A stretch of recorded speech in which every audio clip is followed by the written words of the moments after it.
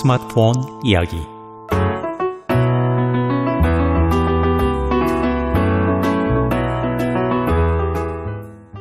무엇인가를 확실하게 안다라는 것은 그것에 대한 정의를 정확하게 내릴 수 있다라는 것을 의미하지요.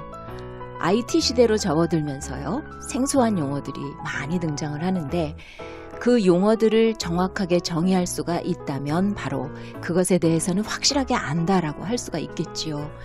그래서 오늘은 그 용어들에 대해서 알아보는 시간을 가지려고 합니다. 안녕하세요. 저는 스마트폰 더 스마트하게를 진행하는 곽윤영입니다. 오늘도 재미있는 IT 윤승준 대표님 모셨습니다. 대표님, 한 주간 동안 안녕하셨어요? 예, 잘하셨습니다. 예. 늘 바쁜 일정을 소화시키시는데요. 건강해 보여서 다행이에요. 예, 오늘부터 다시 제가 최고의 진행자하고 이렇게 함께 방송할 수 있게 돼서 아주 매우 큰 영광으로 생각합니다. 아, 감사합니다. 예, 바쁘다 보면요, 아무래도 운동을 소홀히 하게 되는데요. 저는 생활 속에서 운동이 되도록 아주 애를 쓰고 있습니다. 아, 그래요. 얼마 전에 기사를 보니까요. 그 애플 있잖아요. 예. 애플에서는 직원들의 건강을 위해서 서서 일할 수 있는 책상을 보급했다고 그러더라고요. 예, 제가 아는 변호사님 한 분도요, 서서 하는 컴퓨터 책상을 사용하고 계시더라고요. 뭐 이렇게 생활하면서 우리 환경을 건강을 위함으로 바꾸는 것도 정말 중요한 아주 현명한 방법 같아요. 예. 맞아요. 건강하게 사는 거 정말 중요하죠. 그렇죠. 예. 자, 그러면은 본격적으로 이야기를 시작을 해볼까요? 예. 오늘은 IT 용어 설명을 통해서 우리 IT 지수를 높이는 시간을 갖도록 할 텐데요. 예. 무엇부터 시작할까요? 예, 스마트폰이 나오면서 휴대전화를 호칭하는 이름이 자연스럽게 바뀌었어요. 그전까지 부르던 우리가 셀룰라폰이라고 했잖아요. 네. 그렇게 셀룰라폰에서 자연스레 스마트폰으로 바뀌게 됐어요. 따라서 스마트폰을 셀룰라폰이라고 부르면 마치 구형폰을 부르는 것 같아서 뭐 이상하게 느껴지기도 합니다. 네. 하지만 이런 무선전화의 통칭은 역시 셀룰라폰이에요. 네, 저도 그 셀룰러폰, 뭐 셀폰 이렇게 하잖아요. 근데 예. 갑자기 셀룰러폰 이러니까 한참 전에 쓰던 용어 같아가지고 어색해요. 그렇죠. 예. 네, 스마트폰도 셀룰러폰의 범주에 든다 이런 얘기시죠? 예. 예, 저는 지금까지요. 스마트폰은 아예 새로운 범주라고 그런 생각을 막연하게 했던 것 같아요. 예, 많은 분들이 그렇게 생각하세요. 예전에는 셀룰라폰이라고 부르던 것이 너무나 자연스러웠는데 네. 지금은 모두가 스마트폰이라고 부르는 것이죠. 그렇죠. 그런데 우리가 오랫동안 셀룰라폰이라고 부르고 있었지만 왜 셀룰라폰이라고 부르는지에 대해서 의심 가지고 있는 분들은 많지 않았어요. 그냥 그대로 받아들이죠. 그렇죠. 예, 저도 뭐 오랫동안 셀폰, 셀룰러폰 뭐 이렇게 불렀지만은 예. 그게 도대체 무슨 뜻이지라고 생각을 했던 거는 없었던 것 같아요. 지금 생각해 보니까 정말 재미있는 현상이네요. 내가 매일 부르고 또 말하고 예. 이게 근데 무슨 뜻인지도 모르고 그냥 받아들여서 사용했다라는 게 참 놀랍네요. 네. 그렇죠. 예, 먼저 왜 셀룰라폰이라고 부르게 되었는가 이해를 하시려면요. 통신사에 대해서 확실하게 알고 있어야만 해요. 네. 미국에는 여러분이 잘 아시다시피 4대 통신사가 있습니다. 4대 메이저 통신사 어딘지 아시죠? 네, 예. 그 정도는 제가 또 확실하게 그렇죠? 합니다. 예. 첫째 버라이전 있잖아요. 예. 또 AT&T 있고요. T-모빌 있고요. 예. 스프린트 예. 이렇게 4개 회사를 4대 통신사라고 할 수 있지 않을까요? 예, 아주 정확하게 말씀하셨어요. 네. 그러나 미국에는요, 메이저 통신사 이외에도 많은 마이너 통신사들이 이 4개의 통신사들의 통신망을 이용해서 영업을 하고 있어요. 그래서 그것은요, 우리 네. 주위에서도 아주 쉽게 찾아볼 수 있어요. 하기야 뭐 그 못 들어본 통신사들 예. 그러니까 마이너한 통신사겠죠. 그런 통신사를 사용하고 계시는 분들도 주변에 계시긴 계세요. 있어요. 근데 불만 없이 그냥 좋아하고 만족하고 사용하시는 것 같아요. 예. 뭐 오히려 데이터 사용하는 비용도 싸다 하고 저한테도 뭐 바꿔볼래? 뭐 이렇게 권유를 하시는 분들도 예. 사실은 계세요. 그렇죠. 근데 사실 이런 통신사를 사용하는 것이 우리 입장에서 보면은 어느 정도 이렇게 좀 불안감을 주기도 하지 않을까요? 어때요? 통신사 선택하는 방법은요. 네. 사실은 네임밸류를 따르는 것이 아니에요. 그래요. 가장 좋은 방법은요. 음. 내가 많이 사용하는 곳에서 통신이 잘 되는 거. 그게 제일 좋은 통신사라고 할 수 있어요. 하긴 전화 뭐 잘 터져야지. 그래요. 네. 그런데 여기서 많은 소비자들이 오해를 하고 있는 것 같아요. 버라이전이 최고의 통신사라는 고정관념 가지고 계신다는 거죠. 그렇죠. 그런데 한 통신사 오래 사용한다고 해서요. 미국에서는 네. 아무런 혜택을 주지 않아요. 근데 버라이전 처음부터 버라이전 쓰고 지금 10수년이 넘게 버라이전 쓰고 있는데요. 예. 그냥 이게 당연히 제일 좋은 회사겠지. 이러고 그냥 쓰고 있어요. 예, 지난번에 대표님께서 한 통신사 오래 고집하는 거 불이익 당할 수 있다라고 분명히 말씀을 하셨는데도 아직 그걸 또 바꾸지를 못했네요. 예, 그렇습니다. 예, 통신사들은요. 네. 지금 이미 신규 고객들은 포화 상태예요. 따라서 상대 통신사의 고객을 유치하기 위한 전략을 아주 최우선으로 삼고 있어요. 그래서 기존 고객에 대해서는 아무런 혜택을 주지 않지만 새로 가입하는 고객에 대해서는 정말 많은 혜택을 주고 있는 것이 사실이에요. 네. 따라서 통신사는요. 1, 2년에 한 번씩 바꾸시는 것이 가장 현명한 방법이에요. 아이고, 근데 뭔가 자꾸 바꾸려고 그러면 얌체 같기도 하고 뭐 그런 생각이 들기도 해요. 근데 통신사를 선택하는 방법. 어떤 통신사가 좋을까? 물론 잘 터지는 거라고 말씀을 하셨잖아요. 잘 되는 거. 그렇지만 정말 과연 그것뿐일까요? 뭐 여러 가지 많은 것들이 있어요. 그러면은 나중에 특별한 시간을 내주셨으면 좋겠어요. 예, 알겠습니다. 예, 그리고 우리 고객들 입장에서 가장 중요한 일이기도 하잖아요. 예, 맞습니다. 그런데도 불구하고 또 가장 모르는 부분이기도 해요. 예. 그런데 셀룰러폰 얘기에서 먼저 통신사에 대한 이해가 돼야 된다. 이거는 또 왜 그런가요? 예. 통신사에서는요. 통신을 원활하게 하기 위해서 중계기를 설치해요. 네. 이 도심 지역에서는 사람이 많이 살고 있는 도심 지역에서는 그 중계기의 반경이 600m마다 하나를 설치하게 되어 있어요. 굉장히 그러면 많은 거네요. 즉 다시 말하면 중계기 하나가 600m의 반지름으로 이렇게 원을 그리고 있다는 거예요. 네. 그리고 그것을 하나의 셀이라고 해요. 네. 그 원을요.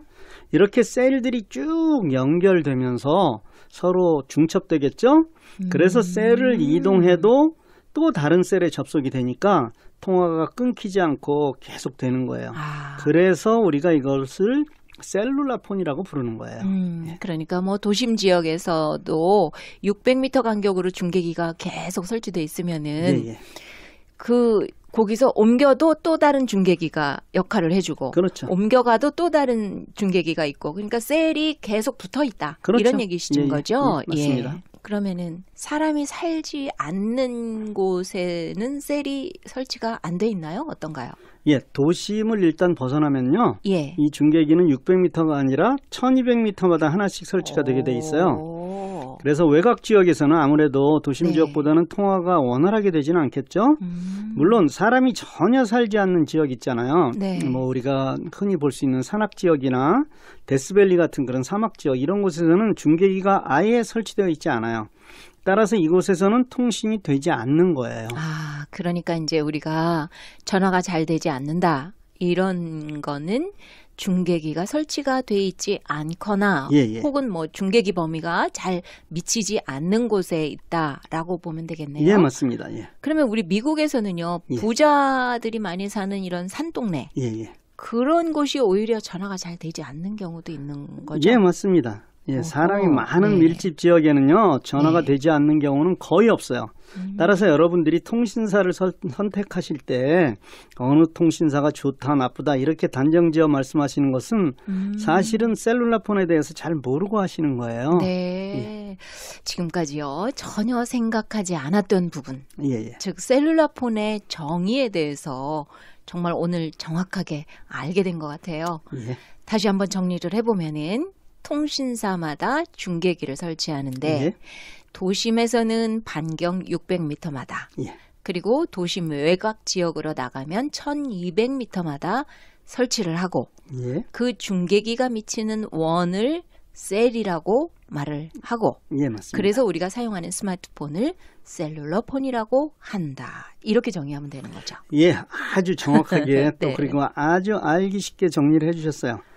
이제 여러분들은 셀룰라폰이 왜 셀룰라폰이라고 불리는지에 대해서 이해하셨을 거예요. 예, 그렇다면 한 스텝만 더 나가 볼게요. 네. 셀에는 각 통신사마다 고유 번호가 매겨져 있을 것이라는 생각이 드시죠?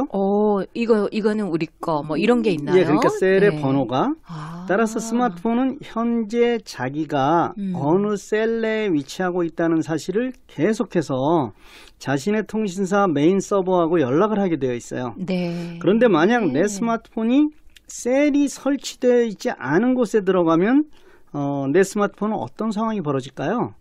전화가 되지 않는 곳에 가 있으니까 예, 뭘 스마트폰이 작동을 안 하겠지요. 그렇죠. 예, 그리고 지난번에 그런 말씀을 잠깐 들은 것 같은데 예, 예. 얘가 제대로 연락을 취하려고 무척 애를 쓴다. 배터리가 많이 소모된다. 이런 말씀하셨던 것 바로 같은데요. 맞습니다. 예, 스마트폰은 아까 말씀드린 대로요. 자신의 네. 셀 위치를 메인 서버하고 계속 통신하게 되어 있는데 네. 메인 서버가 너 어디 있는지 알았다 하고 그 응답을 해주지 않으니까 계속 메인 서버하고 접속을 시도하게 되는 거예요. 네. 따라서 배터리는 정말 빨리빨리 방전되고요. 오. 배터리에서 나오는 열로 스마트폰이 뜨거워지는 거예요. 그래서 전화가 잘 되지 않는 지역에 가면은 전화기가 뜨거워지는 거였네요. 예, 맞습니다. 그리고 우리가 전화를 할 때요. 예. 스마트폰이 어느 셀에 위치한 것을 알고 있기 때문에 메인 서버가 그곳으로 바로 연결해 주는 거다. 그러면은 전화기와 메인 서버는 바로바로 연결이 되는 거네요. 그렇죠. 자기가 어디에 있는지를 네. 메인 서버한테 계속 알려주는 거니까요. 이제 그 정도 수준이면요, 뭐 거의 전문가 수준이 되셨어요. 그런 방법으로 전화는 통신이 가능한 거예요. 네, 오늘 정말 확실하게 셀룰러폰이 무슨 의미인지 그 용어에 대해서 확실한 정의를 알게 된 것 같습니다. 자, 그럼 다음에는 무엇을 말씀을 해주실 건가요? 예, 우리가 많이 사용하고 있는 용어 중에 네. 의미가 아주 헷갈리는 두 개의 다른 G라는 것이 있어요. G요. 메모리를 이야기할 때도 G라는 단어를 쓰고요. 네. 통신을 말할 때도 G라는 단어를 사용해요.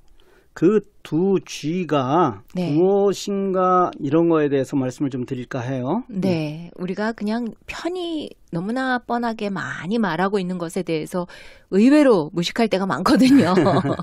예. 4G, 5G 이렇게 말을 많이 하잖아요. 예, 예. 그 G에 대해서 말씀하시는 거죠. 예, 맞습니다. 예. 많은 분들이 사실 그것이 어떤 의미인지 정확하게 구분하지 않고 쓰시지 않을까요? 그리고 예. 이게 무슨 의미야? 라고 물으실 정도 되시면 굉장히 괜찮으신 분 같아요. 사실은요. 네. 전공하지 않은 사람들이 뭐 이 의미에 대해서 정확하게 알기는 쉽지가 않아요. 그런데 우리들은 무언가 물어보려고 하면요. 네. 혹 저 사람이 나를 뭐 무식한 사람이라고 생각하지 않을까. 이것도 몰라. 뭐 이런 거. 그런 우려 네. 때문에 네. 사실은 굉장히 궁금하면서도 네. 잘 물어보려고 하지 않는 것 같아요. 네. 그렇기도 하고요. 예. 제 경우에는 많은 경우 꼭 예. 알아야 될 필요까지 있어. 아우 귀찮은데 그것까지 뭘 알으려고 그래? 이런 생각이 들 때도 솔직히 있어요. 예, 그럴 수도 있습니다. 예. 그리고 웬만하면 구글에 물어보면 예. 구글에서 다 알려주잖아요. 그렇죠, 그렇죠. 현대판 바보가 그거래요. 물어보면 구글이 가르쳐 줄 거야. 그런데요. 맞습니다. 근데 그것까지도 찾으려고 그러지 않는다라는 거죠. 또 그걸 모른다고 해서 뭐 우리가 일상생활에서 큰 지장이 없잖아요. 그렇죠. 근데 예. 만약 모르면 지장을 받는다. 그러면은 누구든지 아마 이거를 빨리 알으려고 애를 썼을 거예요. 예, 맞는 말씀이에요. 스마트폰에 대해서 보다 많이 알게 된다면 네. 더 편리해진다. 이 사실을 알면서도요. 많이 배우려 하지 않는 모습들이 저를 또 우리를 안타깝게 하는 거 아니겠습니까? 어쨌든 G에 대해서 말씀을 드릴게요. 우리가 30년 전만 해도 무선 전화라는 것은 상상할 수도 없었어요. 전화는 선으로 연결되어 있는 유선 전화가 전부였잖아요. 그렇죠. 예. 다 뭐 줄 동글동글하게 매달아가지고. 그렇죠. 예. 다 그런 거 썼죠. 그러다가 집에서 이제 무선으로 연결이 가능한 전화기가 나왔었잖아요. 예, 예. 어느 정도까지는 줄 없이 가능한 거. 예, 예. 그때 정말 야 이것도 너무너무 신기하다 막 이랬는데 예, 안방에서 맞습니다. 거실로 전화기 들고 다니면서 전화를 한다는 사실이 정말 획기적인 거였어요. 이거는 예. 전화기 들고 설거지 해가면서 이거 정말 대단한 거였잖아요. 그렇죠. 예. 그러다가 더 발전돼서 나온 것이 지금 들고 다니는 스마트폰까지 이렇게 발전한 초기의 무선 전화였어요. 네. 이것은 전화기는 선으로 연결해야만 된다. 이런 고정관념을 깼던 엄청난 일이었어요. 그때 저도 정말 벽돌만한 전화기 들고 다녔던 그런 기억이 있습니다. 근데 그때는요, 그 벽돌만한 게 불편하지 않았고요. 나 이런 거 들어. 뭐 이런. 그땐 그렇죠. 부의 예. 상징이기도 했어요. 예. 그 조금 좀 여유 있는 분들이 뭐 카폰이라고 해가지고 자동차에도 설치를 해서 다니고 그랬잖아요. 예, 그렇습니다. 그렇게 처음 나왔던 그런 무선 전화 연결 방식을 우리가 1G, First Generation이라고 부르지는 않아요. 그것은 어떤 경우에도 처음 나왔을 때는 First Generation이라는 말을 쓰지 않습니다. 그러다가 더 많은 것을 접속시킬 수 있는 방법, 네. 그리고 더 빨리 통신이 가능한 방법이 개발돼서 그 새로운 방식을 우리가 Second Generation, 즉 2G라고 부르게 된 거예요. 네. 그러니까 이제 처음 나왔던 방법을 그냥 1세대 통신이라고 가정을 하고 예, 예. 새로운 방법이 나오니까 이제 2G 이렇게 부른 거거든요. 그렇죠. 그렇죠? 예. 그럼 그다음에 개발된 것은 당연히 Third Generation, 3G가 되겠고요. 예, 그렇습니다. 네. 그렇게 개발된 것이 현재 우리가 사용하고 있는 4G까지 상용화되어 있는 거예요. 그런데요, 지난번에 그 평창 올림픽 때 예, 예. 5G를 시험 방송했다 이런 얘기를 들은 것 같아요. 예, 맞습니다. 예. 예, 제가 듣기로는 뭐 4G보다 엄청나게 빠른 속도고 예. 더 안정성이 있는 그런 운영으로 세계 각국의 찬사를 받았다 이런 얘기들도 있었던 것 같은데 어때요? 예, 맞습니다. 그리고 이제 곧 5G가 상용화될 날도 멀지 않았어요. 네. 이 5G는요, 4G에 비해서 엄청나게 빠른 속도를 자랑하고요. 개인들에게 편의를 주는 것은 물론이고 사회 공공망을 이 5G를 이용하게 될 경우에요. 네. 앞으로 나올 자율주행차를 비롯한 모든 면에서 정말 모든 면에서 우리의 삶의 질이 달라질 거예요. 네. 아들을 낳기 전에는 아버지가 아니잖아요. 일세가 아니잖아요. 그렇죠? 그렇죠. 예. 그리고 또 손주가 나오니까 할아버지가 되고 이러잖아요. 예, 맞습니다. 점점점 이 세대 차이가 심해지는데 과연 이 스마트폰의 세대 차이는 얼마나 엄청난 큰 겁니다. 걸까요? 예, 정말 예, 대단합니다. 그러니 요즘에 기업에서도 젊은 신세대들 막 그 모집을 하잖아요. 예, 맞습니다. 전화기, 스마트폰, 이 5G를 누가 선점하느냐? 이 기업이 앞으로 수십 년간의 그 부와 명예를 거머쥘 수 있다, 누릴 수 있다. 이런 추측이 가능하잖아요. 예, 맞습니다. 예, 여기에 또 한국 기업들이 참여를 많이 하고 있다고 들었어요. 예, 그렇습니다. 근래에는요, 네. 한 기업이 그 어떤 특정한 기술을 독점한다는 것이 정말 매우 어렵기 때문에요.